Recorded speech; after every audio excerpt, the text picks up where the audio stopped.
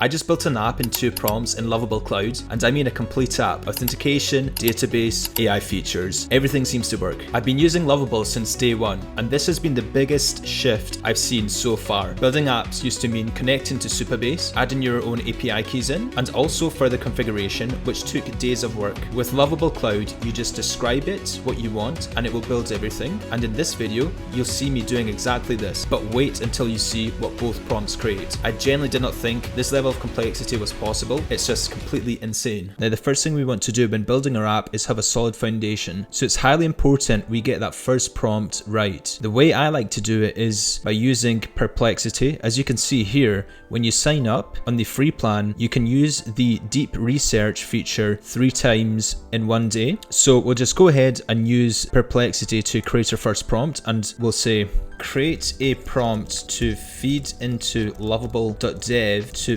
build a meal planner and smart recipe application, and we'll just let it do its thing. Now, whilst the prompt is being generated in Perplexity, I want to show you guys a trick on how to enable Lovable Cloud at all times, so you don't have to manually enable it for every single project that you build. So just go into here in settings, and then we'll go to tools where it says cloud here. Click this drop down and click always allow. That way by default we're going to be using Lovable Cloud. Okay, now that the prompt has been generated, we'll just go ahead and copy it and then paste it into Lovable here, and we'll just let Lovable do its magic. Okay, so it looks like it's just finished building our app, and let's just have a look and see if it's actually completed all pages. It's added the pricing page correctly, and we can also see that there's authentication. Okay, so let's just go ahead and create an account and see if this actually works. It looks like it's asking me to check my email, and it looks like it's actually sent the email to our inbox, whereas before you would have to connect to Supabase and go through a bunch of loops to actually enable the Supabase authentication. And you can also see here it's a customized email here, and if we just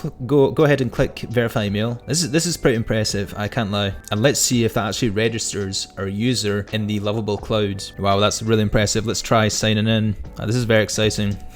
Wow, it actually works. Wow. This is all one prompt. Now, this isn't working. Some of the features are not working. However, this is very impressive. Now, I want to check in the cloud here. If we click here, this is where we'll see our backend, and we can check here users, and there has been 2 new users. Yep, exactly. That's amazing. That's so impressive. Okay, so the next thing I want to test is whether it's capable of actually adding an AI feature in our second prompt. And because we don't have to provide API keys, I think by default it will use the Gemini 2.5 model. So let's just go ahead and test that. Implement the generate recipe feature with Gemini API. And the crazy thing about this is we don't even have to provide API keys, whereas before you would have to actually generate an API key, whether that was on the OpenAI platform or Google Cloud, and now we don't even have to generate it or even provide it to Supabase. We can just go ahead and add our features. So you can see that Lovable is really trying to remove frictions from people using these tools. So they're just trying to make it more accessible and easier for non-technical people to actually build MVPs or proof of concepts with Lovable. And honestly, so far I'm really impressed. So it looks like it's completed the generate feature, and I'm going to go ahead and test this, and I'm very curious to see what it does. Okay, let's just create a spaghetti bolognese. Why not? Bolognese. Okay, it's even giving me dietary preferences. I wonder if it actually injects this into the prompt. So let's just click generate recipe, and this is without providing any API keys whatsoever, and it's created a recipe. Wow, this is really cool. This just removes so much friction from using these tools. This is amazing. Now, before I show you some more cool features of Lovable Cloud, I just want to show you this cool website that I just done right now. And the whole purpose of this website is to click that subscribe button below, and I'd really appreciate that. Now we can see here it's created our generate recipe edge function, where here essentially if we click on it, we can see that it's, oh wow, this is really cool. We can see that the API call has even been called once, so it's made one API call, and that was when we generated that spaghetti bolognese recipe. So it's very cool that it has this analytics graph here, and we can view the code here. Awesome. And we can also view the logs, and this is mainly for debugging purposes. And this is very clean and it's got really nice visuals, I have to be honest. And the fact that it's all in one platform, just all packaged into one, it makes it way more convenient than before, as opposed to switching around to Supabase. If you remember, I said we do not have to add our own API key. Funnily enough, they've actually added one API key here called the Lovable API key, which I'm assuming it's the Gemini API key. However, if we do want to, we can also obviously add our own API keys. So that will be for things such as Stripe. Obviously, you will need your own API key for that. As you can see, there are different methods of authentication. They also have added Google authentication, email, which is the default, and it seems to be enabled.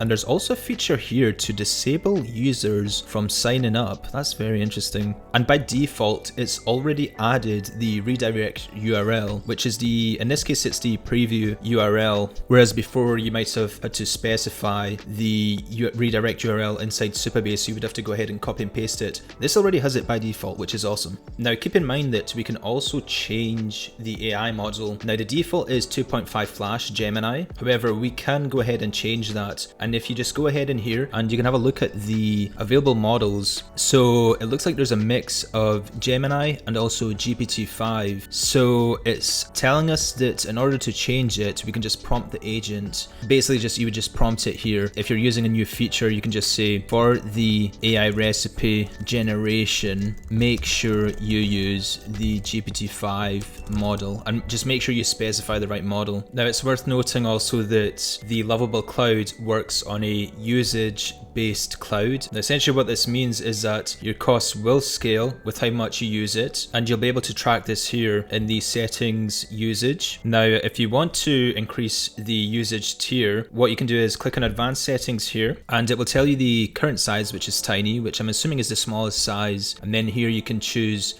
different sizes. So if you have like a lot of users, let's say you have a lot of images or videos that are loading, however it's not responsive, then you can just try increasing that compute power. Obviously just try the next tier and see if that improves the responsiveness of the application. Now let's just go ahead and publish our project, and then that will allow us to view the analytics page. And this is really nice.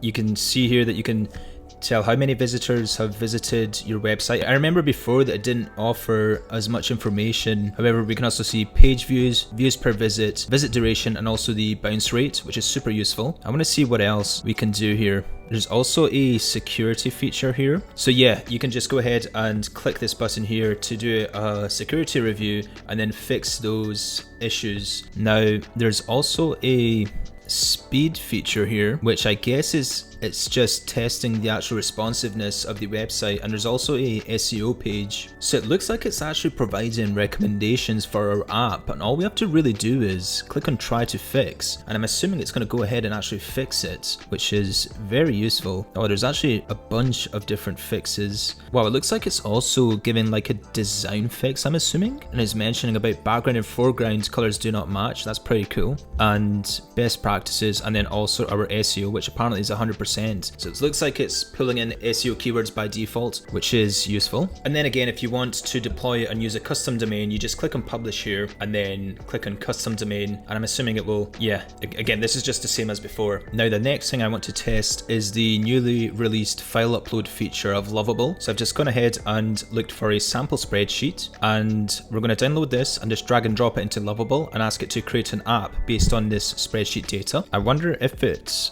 prefers a specific format, but we'll just try CSV for now. Let me just go ahead and drag and drop this here, and then I'll ask it, please interpret the data in the CSV file and create a useful application using this data. I'm not even sure what the data is. Let's just double check. Okay, so it looks like it's some American classroom thing. I'm not sure what it is, but let's just see what Lovable does and if it's actually smart enough to interpret the data and actually create a useful app out of this. I'd be very impressed if it does. Wow, this is really cool. So it looks like it's created a student analytics dashboard, and we can see that it's added all that data in correctly. Wow, this is very impressive. Now that's it for today, and if you really enjoyed this video, I'd really appreciate it if you drop a like. Now I want you to comment below, what type of app would you like to see me creating in my next video? Drop it in the comments below, and also I'll see you next time.